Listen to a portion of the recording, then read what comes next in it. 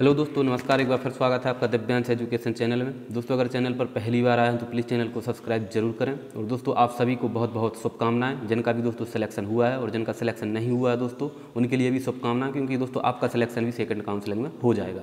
तो दोस्तों, आज के इस वीडियो में हम बात करने वाले हैं कि किस प्रकार से हमें डॉक्यूमेंट अपलोड करना है। और दोस्तों, भले ही आप अपलोड ना करें अपने मोबाइल से, लेकिन जब आप कंप्यूटर पर दोस्तों अपलोड करवा रहे हैं डॉक्यूमेंट, तब दोस्तों आपकी बिल्कुल सतर्क नज़र वहाँ पर होनी चाहिए। एक भी अपलोड जो डॉक्यूमेंट दोस्तों गलत अपलोड नहीं होना चाहिए। कोई भी गलती दोस्तों आपसे नहीं होना चाहिए। कंप्यूटर वालों के ऊपर आप जिम्मेदारी नहीं डाल सकते। आपको दोस्तों स्वयं को बहुत अच्छे से चेक करना होगा। अगर आपके पास लैपटॉप है दोस्तों, तो आप खुद यहाँ पर अपलोड कर सकते हैं दोस्तों। और मोबाइल से दोस्तों आप अपलोड करने की कोशिश ना करें। मोबाइल से दोस्तों सिर्फ और सिर्फ आप पासवर्ड बना सकते हैं और देख सकते हैं कि किस प्रकार हमें अपलोड करना है। तो मोबाइल से दोस्तों मैं आपको बताऊंगा कि आप पासवर्ड उससे बना सकते हैं। और दोस्तों, ऐसा पासवर्ड बनाना है आपको कि सरल पासवर्ड बनाना है। और जब आप अपलोड कर रहे होंगे डॉक्यूमेंट दोस्तों, तो आपको बहुत ही सावधानी बरतनी है। बहुत ही अच्छे से दोस्तों देख के पूरा चेक करके आपको डॉक्यूमेंट अपलोड करवाने हैं। और ऐसी दुकान पर दोस्तों अपलोड करवाने जाना है जो आपका विश्वास पात्र हो, जिसके यहाँ से आप फॉर्म डलवाते रहते हैं। कोई नया हो तो उसके यहाँ ना जाएं, जिसको अनुभव है उसी के यहाँ आप डॉक्यूमेंट अपलोड करवाने जाएं, क्योंकि दोस्तों ज़िंदगी का सवाल है। दोस्तों, हम देखेंगे किस प्रकार से आपको अपलोड करने हैं डॉक्यूमेंट। दोस्तों, सबसे पहले मैं आपको बता दूं कि मेरा भी दोस्तों सिलेक्शन हो चुका है। जैसा कि आप इसमें देख रहे हैं दोस्तों, 205 नंबर पर दोस्तों ओबीसी से मेरा सिलेक्शन दोस्तों हुआ है। 118.58 दोस्तों मेरे नंबर थे, दिनेश सिंह। और दोस्तों यूआर एक्स ओपन, यानी कि दोस्तों यूआर कैटेगरी से मेरा सिलेक्शन हुआ है। मैं लेकिन ओबीसी से बिलोंग करता हूं। दिनेश सिंह लोधी दोस्तों मेरा भी नाम है। और यहाँ पर भारती लोधी भी दोस्तों संयोग बस यहाँ पर मेरे नाम के ऊपर आ चुकी हैं। और मेरा भी दोस्तों दिनेश सिंह लोधी, इसमें मेरा सरनेम नहीं डला है। तो दोस्तों हम देखेंगे किस प्रकार से हमें डॉक्यूमेंट अपलोड करने हैं। दोस्तों, सबसे पहले आपको यहाँ पर दोस्तों ओपन करना है आपका टीआरसी पोर्टल। और दोस्तों टीआरसी पोर्टल पर आपको ओपन करके यहाँ पर जो आपको दिख रहा है कैंडिडेट लॉगिन, दोस्तों यहाँ पर प्राथमिक शिक्षक चयन करके दोस्तों आपको यहाँ पर कैंडिडेट लॉगिन पर क्लिक करना है। दोस्तों जैसे ही आप इस पर क्लिक करोगे तो कुछ इस जैसे ही आप उस पर क्लिक करोगे तो कुछ इस प्रकार का दोस्तों यहाँ पर इंटरफेस आएगा। आपको दोस्तों इसमें जो आपको यहाँ पर दिख रहा है, तो यहाँ पर दोस्तों आपको पासवर्ड बनाना है। तो दोस्तों आपको अपना पासवर्ड बनाना है, साइन इन करके दोस्तों आपको पासवर्ड बनाना है। आप कैंडिडेट लॉगिन पर क्लिक करके साइन इन पर क्लिक करोगे दोस्तों, तो यहाँ पर इस प्रकार का इंटरफेस आएगा। यहाँ पर दोस्तों आपको अपने वो सेलेक्ट करना है दोस्तों, जिसमें कि आप प्राइमरी टीचर सेलेक्ट करोगे। यहाँ पर अपना रोल नंबर डालना है, यहाँ पर डेट ऑफ बर्थ डालना है, यहाँ पर दोस्तों मोबाइल नंबर या ईमेल आईडी जो भी दोस्तों आपका चालू हो उसमें से आप इस पर डालें दोस्तों। और यहाँ पर दोस्तों आप कर दें, फिर यहाँ पर जो कोड डाल के दोस्तों सेंड पर क्लिक कर दें, तो आपका दोस्तों यहाँ पर ओटीपी आ जाएगा। अब दोस्तों ओटीपी आने के बाद में आपको यहाँ पर दोस्तों अपना ओटीपी डालना है, जैसा कि आपको यहाँ पर दिख रहा है दोस्तों। यहाँ पर आपको ओटीपी आ जाएगा दोस्तों, उसके बाद आपका पासवर्ड बन जाएगा। यहाँ पर दोस्तों ये पासवर्ड डालना है आपको, फिर नया पासवर्ड अपना बनाना है दोस्तों।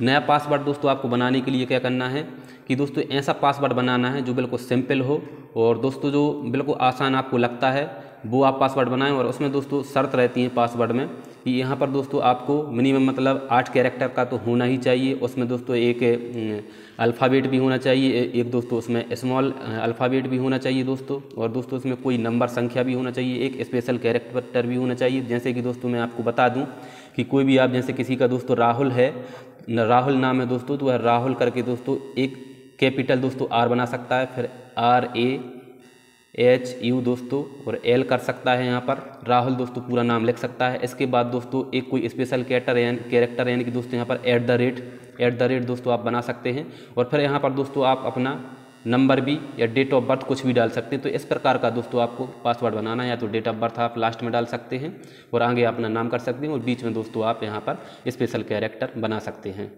ठीक है दोस्तों, इस प्रकार से आपको सरल पासवर्ड अपना बनाना है जिससे आपको हमेशा याद रहे। तो दोस्तों यह आपको बिल्कुल ध्यान रखना है। अगर आप ऑनलाइन वाले से बनवा रहे हैं तो भी आप अपना सिंपल पासवर्ड बनवाएं, और उसने जो पासवर्ड बनाया है दोस्तों उसको आप नोट करके लिख लें दोस्तों। वही पासवर्ड आपको लिखना है, वही पासवर्ड आपको चॉइस फिलिंग में भी काम आएगा। तो उस पासवर्ड को दोस्तों आपको कंप्यूटर वाले से लिखवा लेना है, ठीक है। एक उसमें लिखवा के ले आना है और उससे बताओ कि हमारा सरल पासवर्ड बनाए।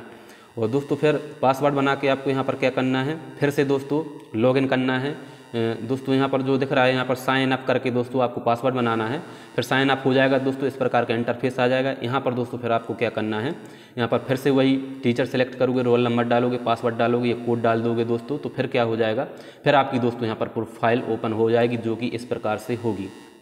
इस प्रकार से दोस्तों आपकी प्रोफाइल ओपन हो जाएगी। यहाँ पर आपको क्या करना है दोस्तों, इस पर लोक शिक्षण संचालनालय पर आपको क्लिक करना है। इस पर दोस्तों जैसे ही आप क्लिक करोगे तो कुछ इस प्रकार का इंटरफेस यहाँ पर दोस्तों आ जाएगा। इस प्रकार की दोस्तों आपकी प्रोफाइल यहाँ पर खुल जाएगी, जो कि दोस्तों यहाँ पर मेरी स्वयं की जो है प्रोफाइल यहाँ पर खुली हुई है। मेरी 513 रैंक दोस्तों, 118.58 दोस्तों मेरे नंबर हैं।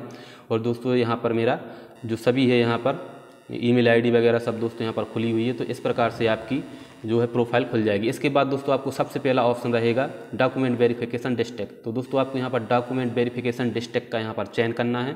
और जैसा कि उसमें लिखा गया था दोस्तों कि आपको अपना स्वयं का जिला ही यहाँ पर दोस्तों डॉक्यूमेंट वेरिफिकेशन के लिए सिलेक्ट करना है।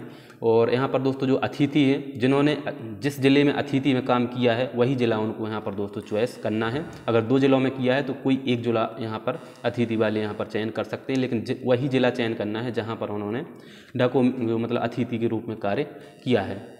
अब दोस्तों अगला यहाँ पर खोलोगे आप तो यहाँ पर दोस्तों इस प्रकार से इंटरफेस आ जाएगा। यहाँ पर दोस्तों इस प्रकार से इंटरफेस आएगा तो आपको यहाँ पर अब ध्यान रखना है दोस्तों, अब यहाँ पर आपको ध्यान रखना है बहुत ही सावधानी से दोस्तों। आपको यहाँ पर अपलोड करने हैं डॉक्यूमेंट दोस्तों। डेट ऑफ बर्थ प्रूफ के लिए आपको 10वीं की मार्कशीट दोस्तों आप यहाँ पर अपलोड कर सकते हैं। इसके बाद दोस्तों आप DLED BEd जो भी आपने किया है यहाँ पर दोस्तों आप सभी मार्कशीट आपको यहाँ पर अपलोड करनी है। इसके बाद दोस्तों आप 12th की मार्कशीट, जैसे ही दोस्तों यहाँ पर इस बिंदु पर आप क्लिक करोगे तो यहाँ पर आएगा साइंस और अदर। अगर आप साइंस से हैं दोस्तों तो साइंस सब्जेक्ट आपको यहाँ पर क्लिक करना है। अगर आप अदर से हैं साइंस को छोड़कर तो आपको यहाँ पर दोस्तों अदर में क्लिक करना है। और दोस्तों इसके बाद आपको डोमिसाइल सर्टिफिकेट, स्थानीय निवास यहाँ पर अपलोड करना है। इसके बाद में दोस्तों आपको यहाँ पर अपनी कैटेगरी का सर्टिफिकेट, चाहे आप EWS हो, ST SC कोई भी कैटेगरी से हैं, यहाँ पर आपको डिजिटल सर्टिफिकेट अपलोड करना है।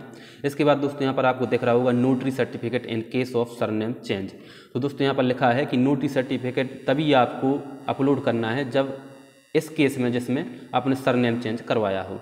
अगर आपने सरनेम चेंज दोस्तों करवाया है तो आपको यहाँ पर नोटरी सर्टिफिकेट अनिवार्य रूप से अपलोड करना है। और दोस्तों यहाँ पर लिखा गया है कि कृपया दस्तावेज को PDF फॉर्मेट में 30 KB से 400 KB के साइज में अटैच करें। तो दोस्तों 30 से 400 KB की उसमें आपको अटैच करना है।